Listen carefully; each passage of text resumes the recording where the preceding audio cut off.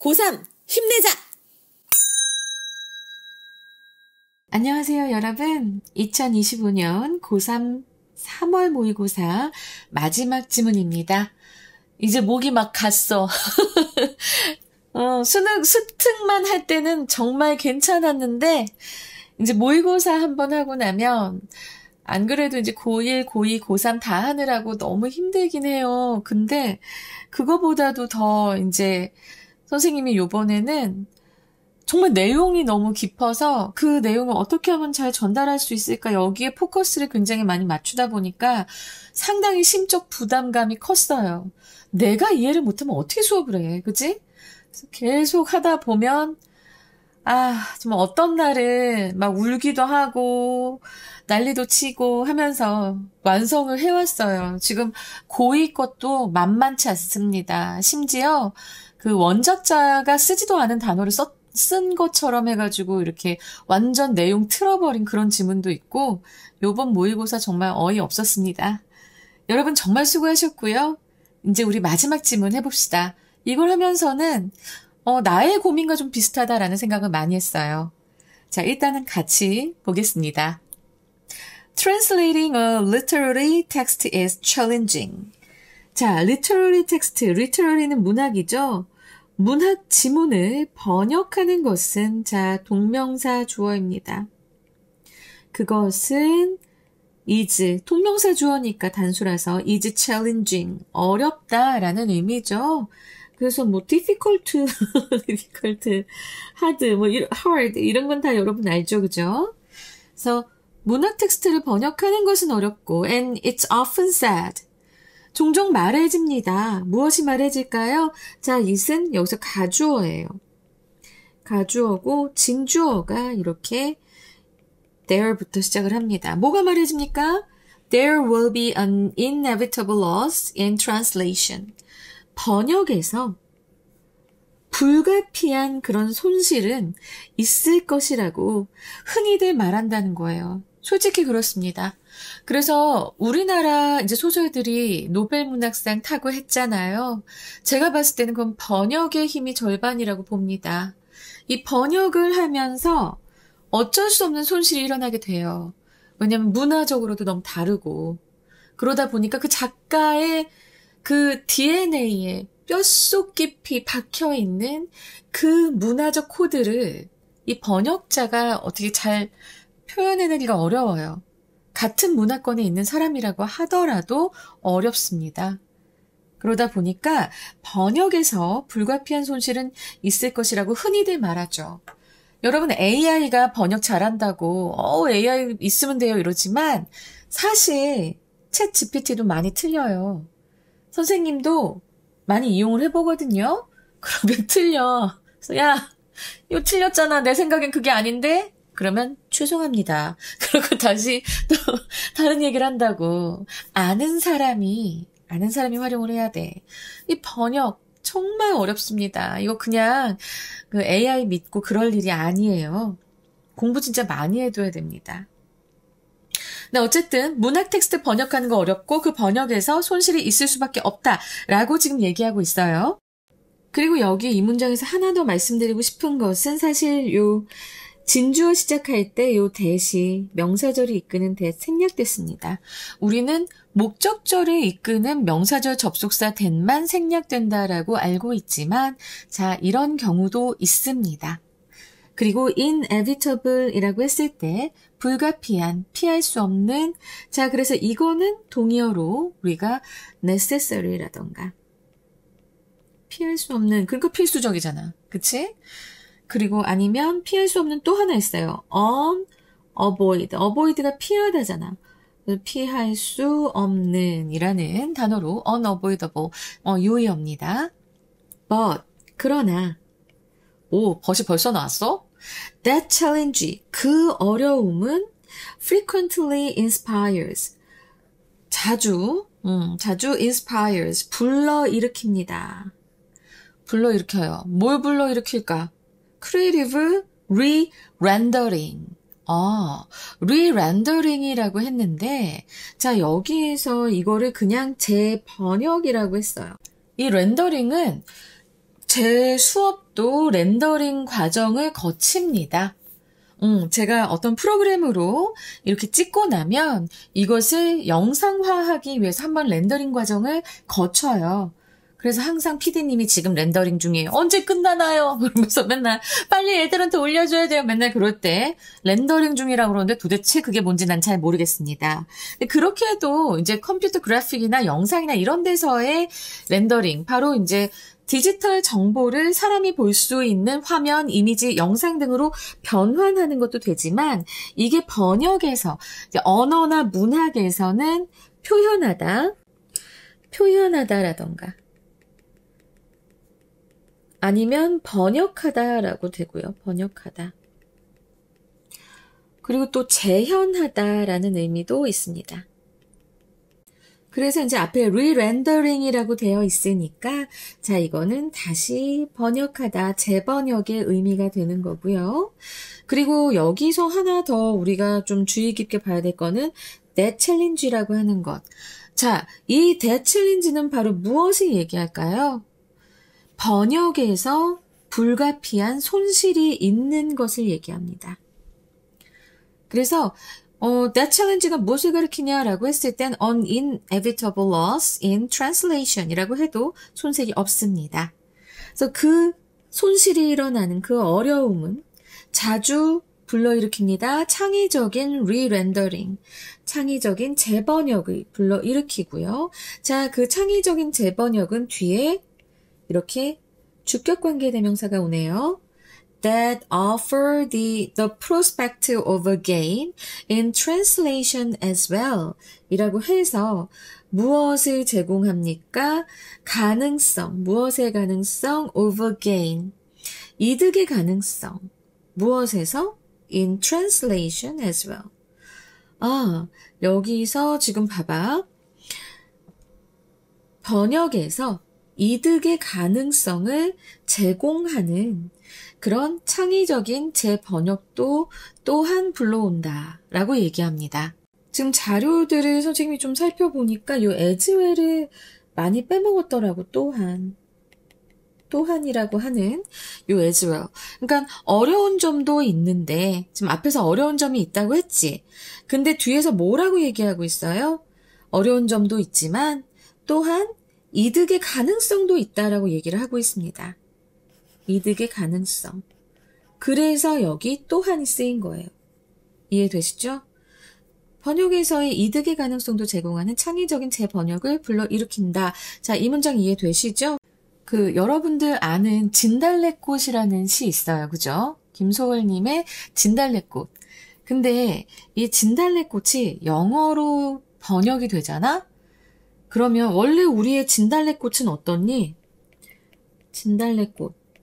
나보기가 역겨워 가실 때에는 말없이 고이 보내드리오리다. 자, 이 부분 말없이 고이 보내드리오리다 라고 하는 이 부분 굉장히 한글로 보자면, 이 한글로 쓰여진 것을 보면은 슬픔이 간접적이고 그리고 절제돼 있어요. 그런 태도로 지금 딱 보이잖아. 우리도 그렇게 배웠잖아. 그치 여러분? 이거 수능에 나오면 어쩌지? 너무 쉬워서 안 나올 거야. 근데 봐봐. 영어로 번역되면 어떤 줄 알아요? I will let you go. I will let you go. 한 다음에 without a word. 말 한마디 없이 without a word.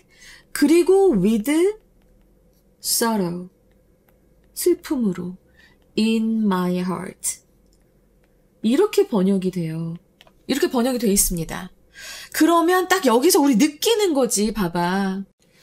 그냥 한글로 봤을 때는 슬픔이 있는 막 그 슬픔이 간접적이고 절제된 태도로 이렇게 딱 느껴지지만 I will let you go without a word, with sorrow in my heart 하는 순간 와 슬퍼하는 그 감정이 훨씬 더 뚜렷하고 그치? 훨씬 뚜렷하고 슬픔이 뚜렷하고 그리고 또 아주 노골적으로 나오잖아. 이 영어에서는. 이게 바로 번역에서 이득의 가능성을 제공하는 창의적인 재번역이라는 겁니다.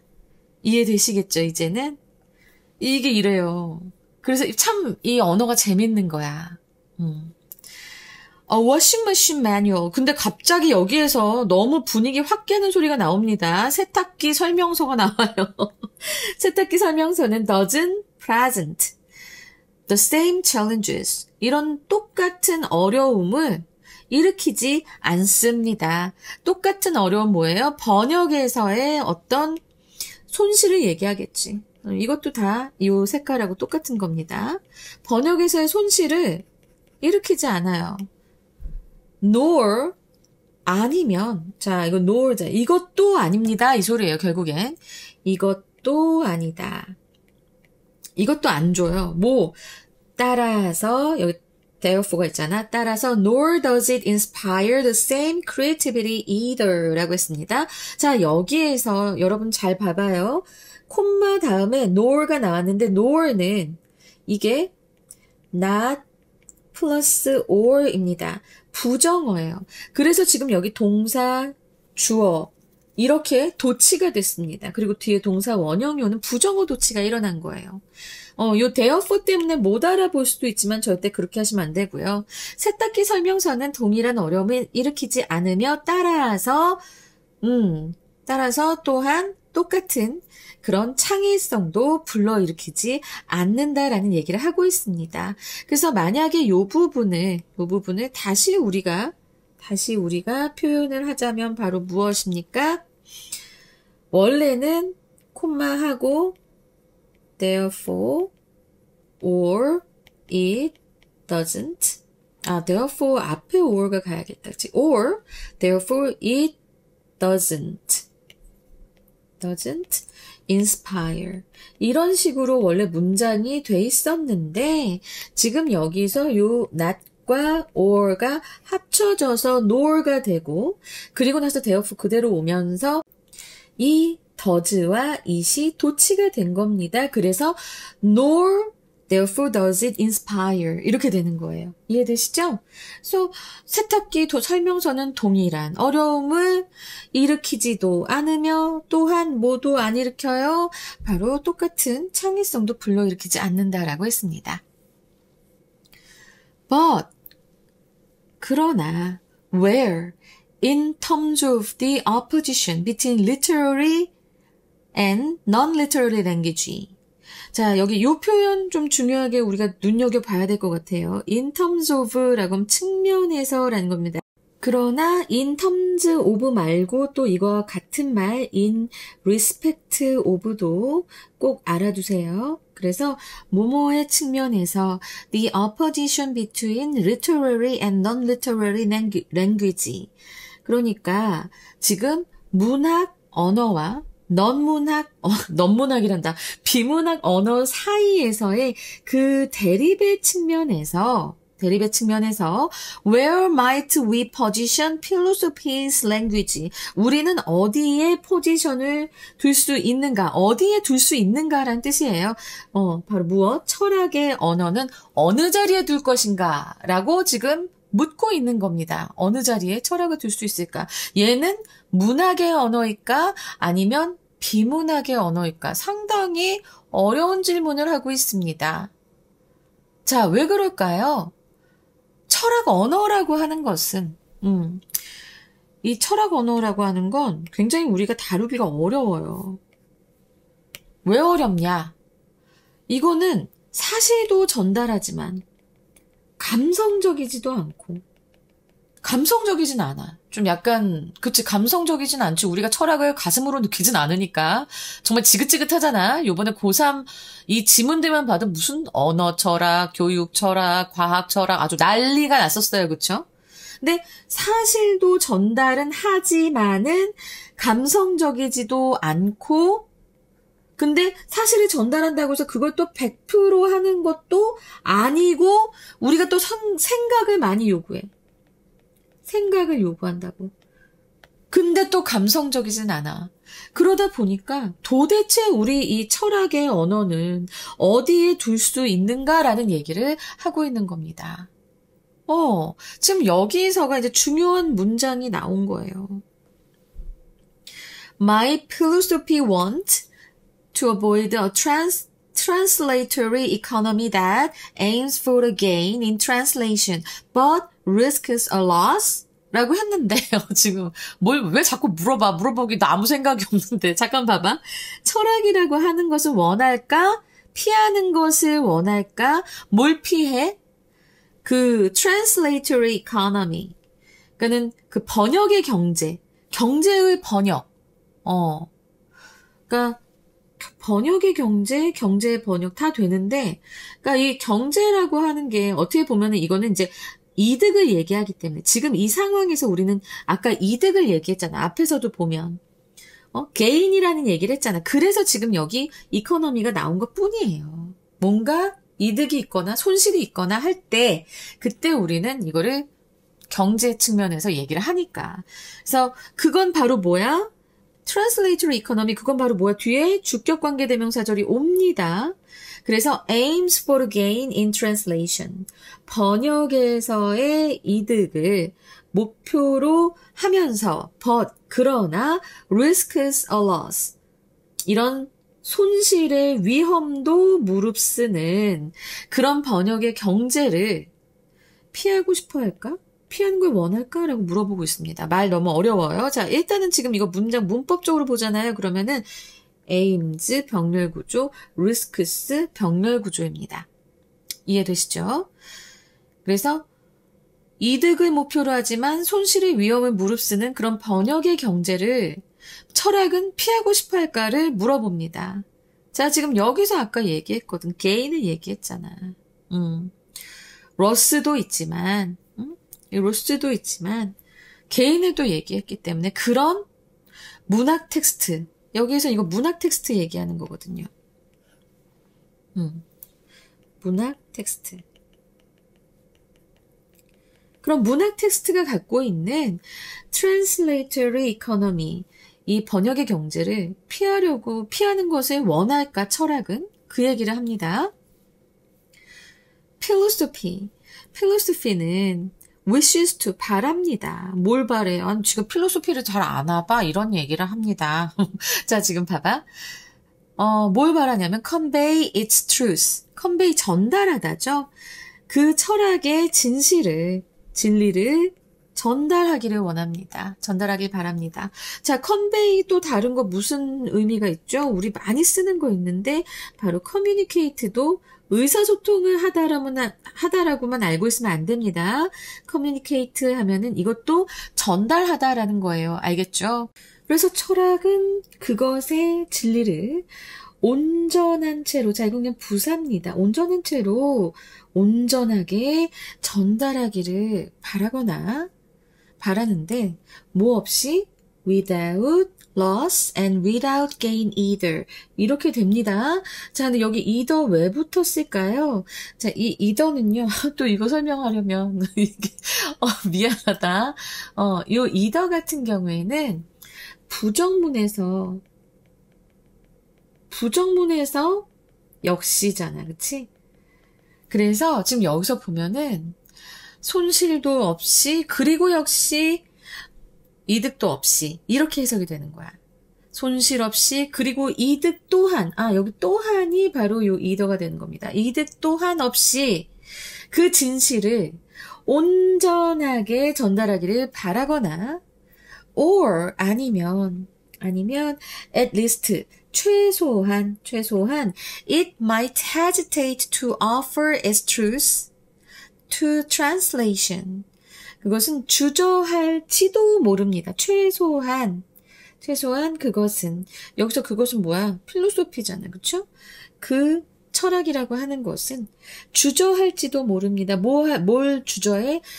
내놓는 것을, 자신의 진실을 내놓는 것을 주저할지도 모릅니다.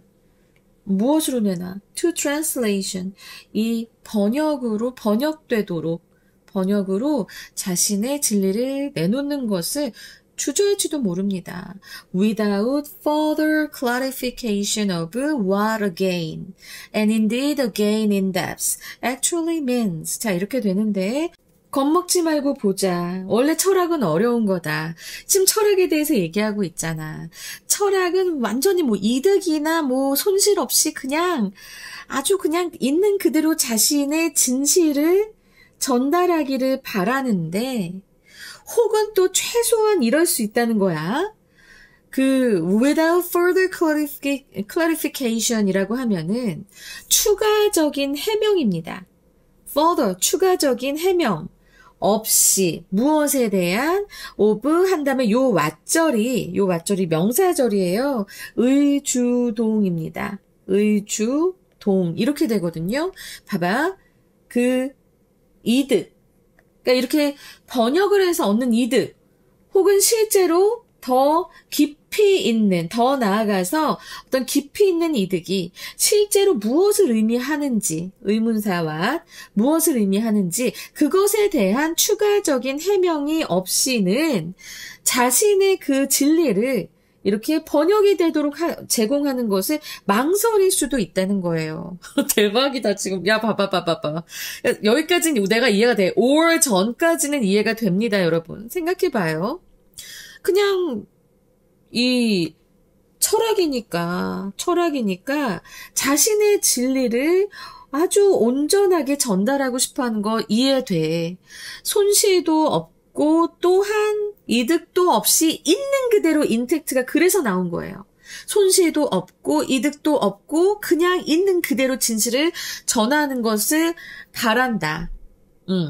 바라고 혹은 최소한도로 이득이 있다면 그 이득 실제로 더 깊이 있는 이득이 무엇을 의미하는지에 대한 추가적인 해명 없이는 번역되도록 그 진리를 제공하는 것을 망설일 수도 있다는 거예요. 세상에. 이렇게 복잡합니다. 이 문장 이해 이제 되셨을까요? 이제 됐지? 와, 어려웠다. 저는 요 문장은 그래서 서술형 혹은 어법으로 나오겠다라는 생각이 많이 들었고요. 서술형, 어법 분명히 나올 수 있어요. 와, 이거 대박이었어.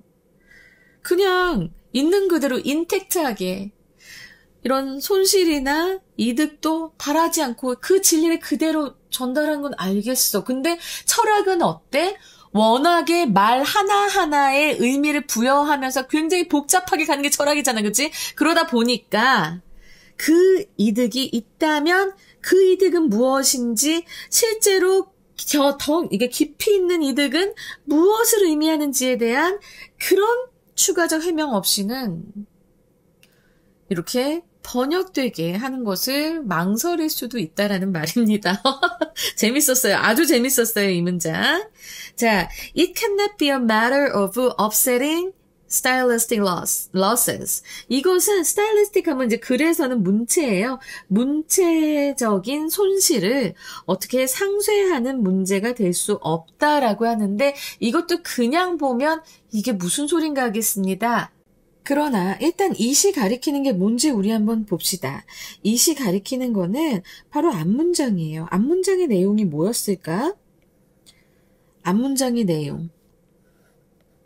이거는 철학 번역에서의 로스 앤 게인의 얘기입니다. 그죠? 그래서 철학은 번역이 될 때 그냥 온전하게 게인도 로스도 없이 그리고 만약에 더 나아가서 이제 본다면 그 게인의 의미 아니면 더 깊이 있는 그 이득의 의미를 정확하게 더 명확하게 하지 않고는 이렇게 번역되도록 하는 그 진리를 철학 진리를 번역되도록 하는 것도 주저할 거라고 했어요. 그러니까 앞문장에서 로스도 얘기했지만 gain에 대해서 더 얘기를 많이 하고 있습니다. 그죠? gain in depth, gain. 이렇게 gain에 대해서 얘기하고 있잖아. 이 gain은 바로 무엇일까?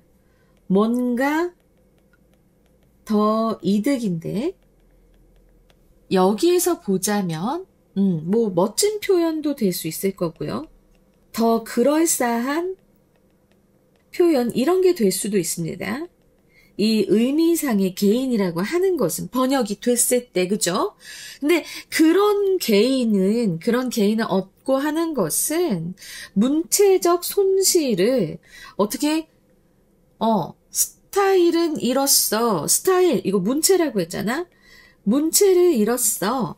하지만 개인을 얻었으니 괜찮아. 상쇄하는 겁니다. 상쇄. 그런 문제가 아니라고 얘기하는 거예요. 자, 여기에서는 여러분 이제 상쇄하다의 의미를 좀 제대로 아는 게 중요할 것 같습니다. 봐봐. 이거 상쇄하다를 잘 모르는 친구들도 많아요. 상쇄하다는 뭡니까? 여기 요 의미. 이거는 상반되는 것에 서로 영향을 주어 효과가 없어지게 하는 겁니다. 자, 여기서 로스를 얘기했어요. 여기서 계속 개인을 얘기하고 있습니다. 그죠? 근데 개인은 바로 뭔가 더 이득 보는 상황인데, 자, 나는 문체를 손해를 봤는데 그거에 상쇄하는 것 같아. 이 이득이 좀 더 이 멋진 표현이나 그럴싸한 표현이 상쇄되는 것 같아.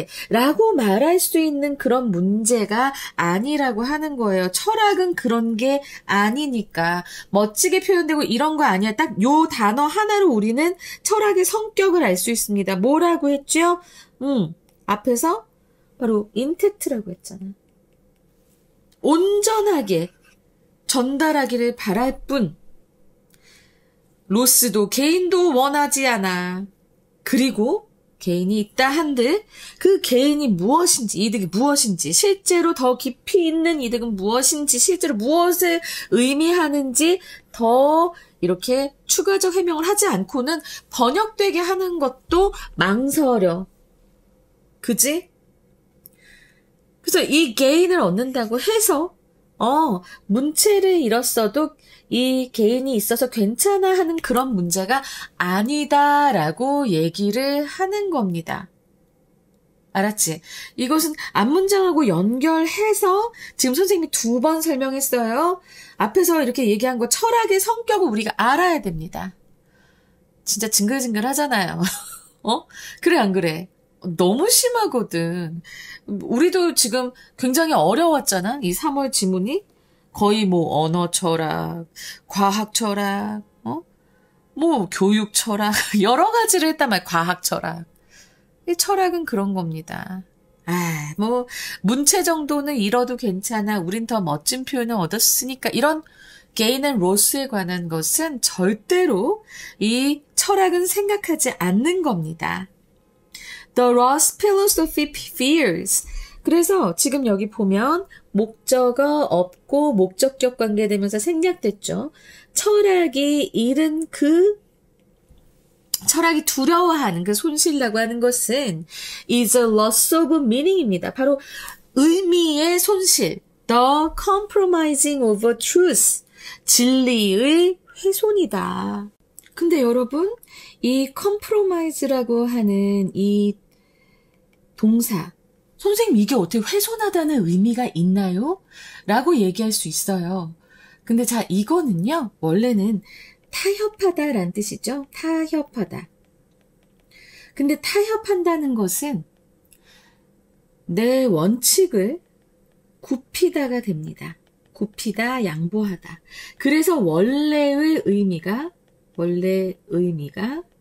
훼손되다라는 뜻으로 이렇게 의미가 쭉 이렇게 확장되어 가니까, 그래서 지금 여기에서 compromising of truth라고 했을 때 진리의 훼손이라고 얘기를 하는 겁니다. 그렇지. 지금 철학한테 있어서는 이 개인의 이런 거는 문체적 손실과 함께 이렇게 서로 맞바꿀 수 있는 이런 게 전혀 아니다 라고 얘기하면서, 어메, 중요한 걸 빼먹을 뻔했네요. 지금 보면은 요렇게 되잖아, 이 절이. 그래서 로스, 이거 단수 주어이기 때문에 여기 단수 동사 온다는 거 꼭 기억하시고요. Thus, 따라서 philosophy might prefer to be placed on the side of non-literal language.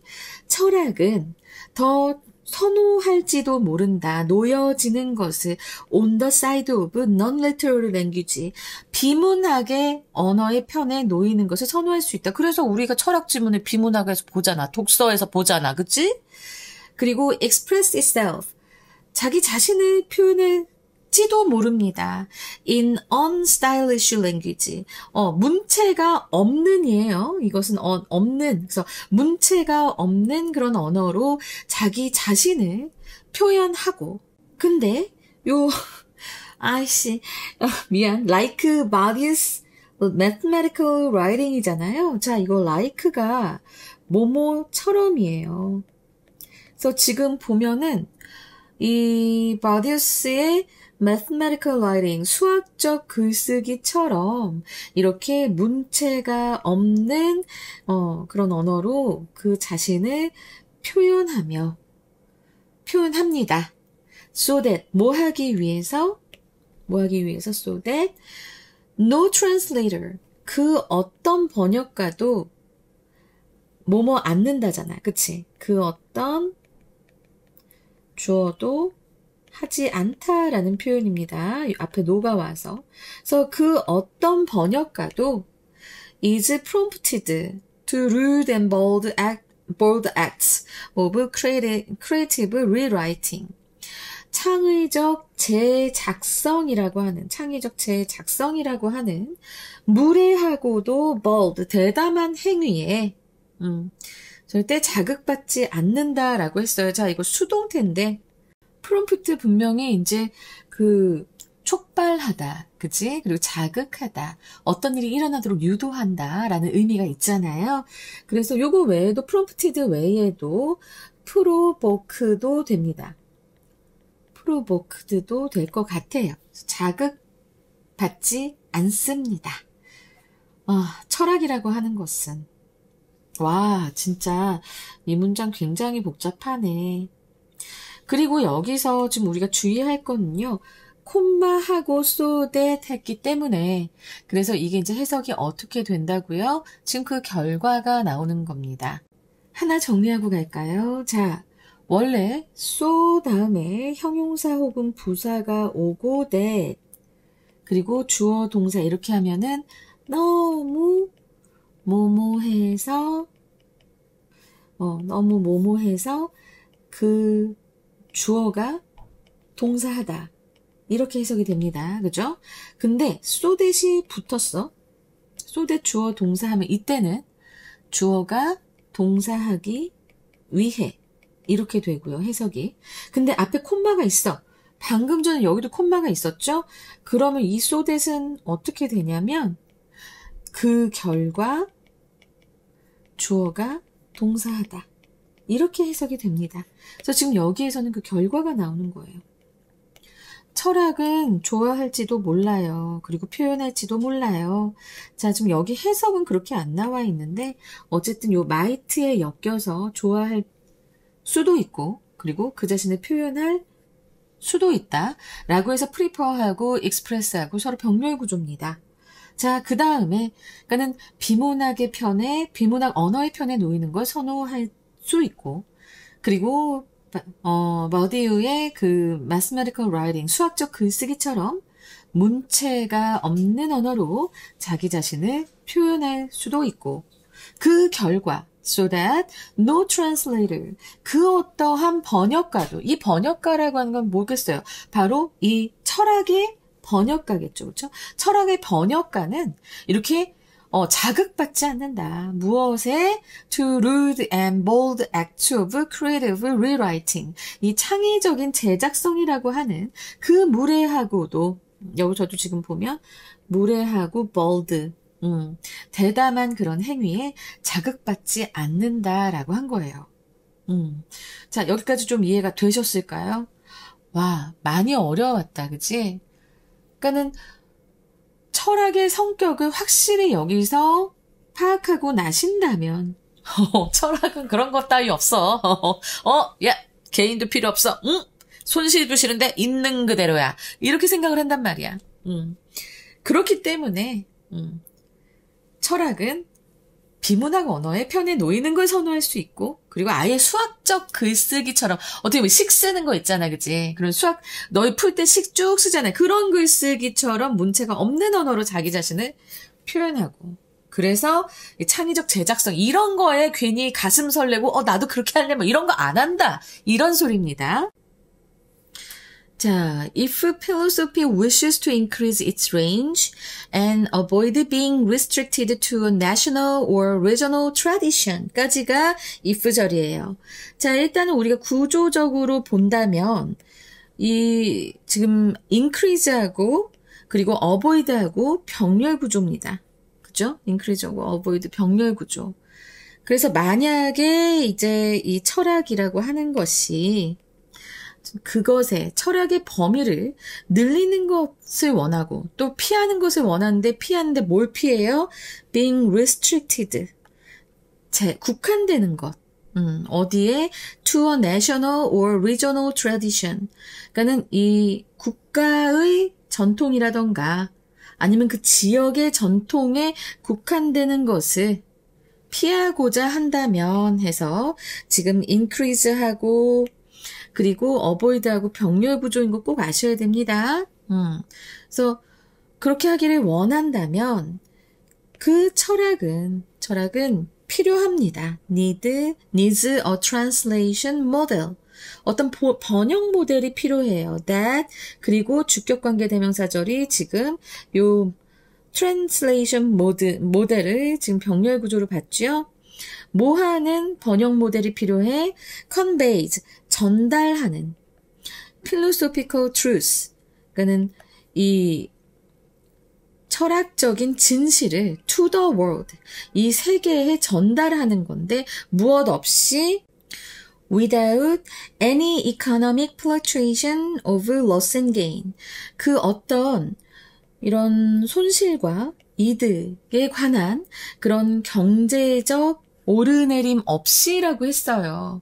그러니까 결국엔 이런 경제적 등락이라고 이 표현 때문에 뭐야 철학이 경제적으로 뭐가 등락이 있어? 뭐 이런 생각을 할 수도 있는데 자, 이 표현은 비유적인 표현입니다. 번역의 손익. 번역할 때 로스 게인이 있다고 했잖아. 번역의 손익을 그냥 비유적으로 표현하는 거예요. 알았지? 그래서 이 손실과 이득의 그런 경제적인 오르내림이 없이 전 세계로 이 철학적인 진리를 전달하는 그런 트랜슬레이션 모델, 번역 모델이 필요하다라고 하면서 그러니까는 정말 범국가적인, 범지역적인 이런 진리를 이제 전하려면은 절대로 이런 어떠한 손실과 이득 없이 이렇게 제대로 전달하는 그 진리를, 철학적 진리를 전달하는 그런 번역 모델이 필요하다라고 하면서 얘기가 이제 끝나게 됩니다. 와, 이거 잘못했다가는 철학과 경제 얘기야? 경제적 철학 얘기야? 경제 철학 얘기야? 뭐 이럴 수 있기 때문에 이 지문을 정말 꼼꼼하게 봤어야만 했어요. 우리 정말 너무 어렵지? 여러분 진짜 공부 열심히 하셨습니다. 나도 열심히 했네. 정말 덕분에 열심히 했다라는 생각이 든다. 자, 그러니까는 지금 여기에서 얘기하는 그런 트랜슬레이션 모델이라고 한다면 자, 지금 뭐야? 그런 이상적 모델을 얘기하는 거예요.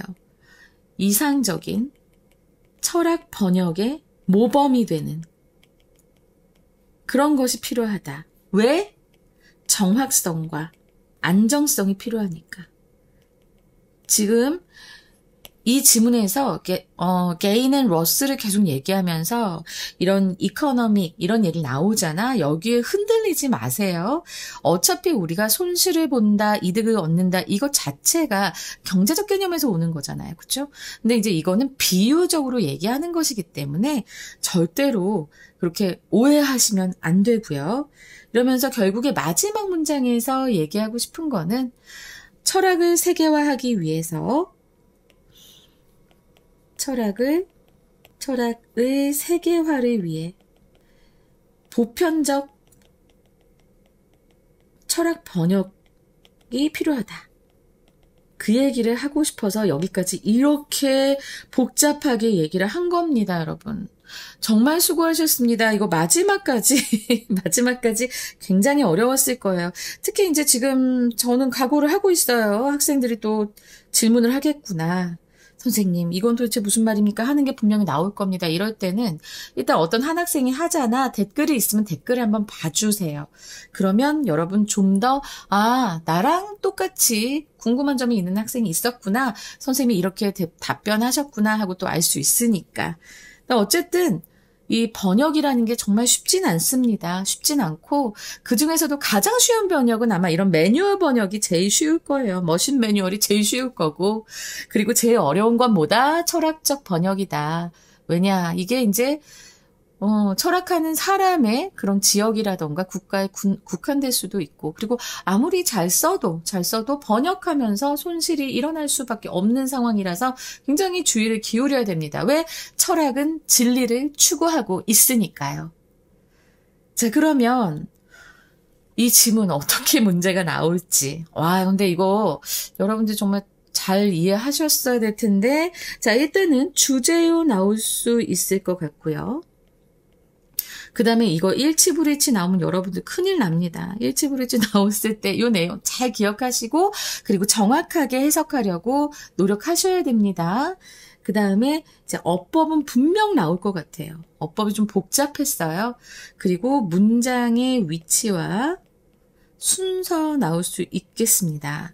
자, 문장의 위치가 뭐가 나올까를 묻는다면 저는 아까 한 여기 별 3개짜리 문장 있죠? 이 문장이 문장의 위치로 나올 것 같아요. 문장의 위치로 나올 수 있을 것이며, 그리고 순서를 본다면 순서 되게 좀 선생님도 수업하면서 굉장히 마음이 조마조마했다. 내가 이거 설명할 수 있을까요? 막 이러면서 너무 어려웠어. 자, 마지막에 더스부터 여기까지 마지막이 이제 C가 될 거고요. 그 다음에 비문단은 저는 여기 필로소피 wishes 여기서부터 the loss까지 여기가 비문단이 될 것 같습니다. 그리고 but where 하는 여기서부터가 A로 시작할 것 같아요. 그래서 여러분 순서 잘 기억하시는데 제가 지금 여기 정리를 미친 듯이 해놨습니다. 정리를 미친 듯이 해놨으니까 요거 잘 보시면서 흐름 꼭 이어가시고요. 잘 숙지하셔야 됩니다. 알겠지? 그리고 지금 보면 이제 주제어가 어떻게 나올 것인가. 좀 짧게 이제 한글 주제로 말씀드리자면 짧진 않는다. 철학은 의미의 손실이나 창의적 재해석이 우려되어 문학처럼 번역되기를 꺼리며 진리를 온전히 전달할 수 있는 비문학적 번역 방식을 선호한다. 이게 이제 짧게 한글 주제고요. 영어 요약문 같이 드릴게요. Unlike literature, philosophy resists translation model that allow creative gain or loss. 그치? So, seeking instead to convey its truth intact through a precise, non-stylized language. 자, 그러니까 문학과는 달리 이 철학은 저항한다. 어떤 번역 모델을? 바로 이런 창의적인 이득이나 손실을 허용하는 그런 번역 모델을 저항한다. 그러면서 무엇을 추구해요? 대신에 추구하는 것. instead가 그냥 seeking 다음에 들어가는데 instead는 빼도 될 것 같아요. 괄호해 주세요. 그러면서 seeking to convey its truth intact through a precise, non-stylized language. 그러니까 정확하고 문체가 없는 그런 언어를 통해 그것의 진실을 아주 손실 없이 온전하게 전달하기를 추구한다. 이렇게 하는 게 바로 영어 요약문이 될 것 같습니다. 그리고 영어 제목을 이제 3개 정도 제안해 드린다면 Translating Truth, 그래서 진리를 번역하기, 콜론 하시고 나서 Philosophy between Literature and Manual. 그렇네. 문학과 그 매뉴얼 사이의 철학. 그다음에 Why philosophy fears gain in translation. 왜 철학은 번역에서의 이득을 두려워하는가? 그리고 이제 세 번째로는 beyond style. 문체를 넘어서서 한 다음에 콜론 하시고 philosophical language and the ethics of translation. 철학적인 언어와 그리고 이 번역의 도덕. 번역 윤리가 되겠다. 번역 윤리. 이렇게 해서 영어 제목 3개 말씀드릴 수 있겠습니다. 상당히 어려운 지문이었습니다, 여러분. 이게 요 구조를 좀 잘 보셔야 되고요.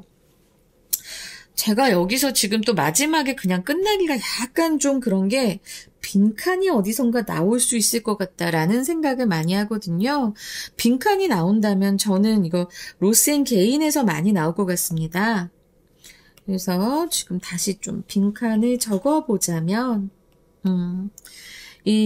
특히 이 부분 로스 인 트랜슬레이션하고 프로스펙트 오버 게인하고 이 부분 빈칸으로 나올 수 있을 거고요. 그 이후에도 보면은 로스 앤 게인이 굉장히 많이 나오고 있습니다.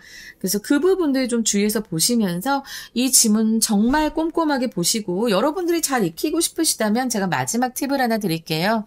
한 5번에서 10번 정도 소리내서 읽어보세요. 네. 할 수 있습니다. 이것은 워크시트까지 다 풀어보시고 나서 그리고 나서 한번 소리내서 쭉 읽어보세요. 내가 흐름을 알기가 너무 어려워 라고 생각할 때는 일단은 한번 쭉 읽어보시면서 소리내서 부모님이 불안해하지 않으실 거야. 내 새끼 진짜 공부하는구나 생각하실 겁니다. 소리내서 읽는 거가 굉장히 도움이 많이 되는데 사실 이제 여러분들이 스터디 카페 가고 그쵸? 언제나 입을 다물고 조용히 집중하면서 공부하는 것에 익숙하기 때문에 소리내서 지문을 읽는다. 이거 고3이 꼭 해야 되나라고 생각할 수 있는데 내신 시험 준비할 땐 또 이것처럼 좋은 게 없습니다. 그리고 여러분께서 자꾸 수능 때는 이 수업이 필요 없다고 생각하시는데요. 여러분 진짜 독해 수업이 여러분한테 필요할 겁니다. 진짜 독해 수업. 그래서 지문을 완전히 여러분들이 꿰뚫어 볼 수 있게끔 만드는 게 굉장히 중요하고 그래서 전 내신 시험 준비를 그렇게 실력을 쌓는데 이용하자는 주의고 그렇게 했을 때 내신 성적도 잘 나오고 수능 성적도 잘 나옵니다. 알겠죠? 카톡 소리가 들어갔지만 제가 굉장히 중요한 얘기를 하고 있기 때문에 편집하지 않고 그냥 가겠습니다. 여러분 정말 수고하셨습니다. 제가 다 합해놓은 거 오늘 올려놨어요. 그 마지막에 보면 여러분들께 보내는 메시지가 있을 겁니다. 최선을 다해서 수업을 하고 최선을 다해서 또 여러분들의 학습에 도움이 되는 영상을 찍도록 많이 노력할 거예요. 그리고 수능 특강 지문이라던가 수능 특강 영어 독해 지금 신청해 주신 분들 것도 곧 올라갈 겁니다. 여러분 정말 수고하셨습니다. 우리 6월 잘 보고 6월 공부하러 또 만납시다. 어차피 수능 특강 영어 들으시는 분들은 계속 들으시겠지만요. 여러분 수고하셨습니다. 정말 감사해요. 라이크 많이 눌러주시고요. 응원의 댓글도 부탁드립니다. 여러분 정말 고맙습니다.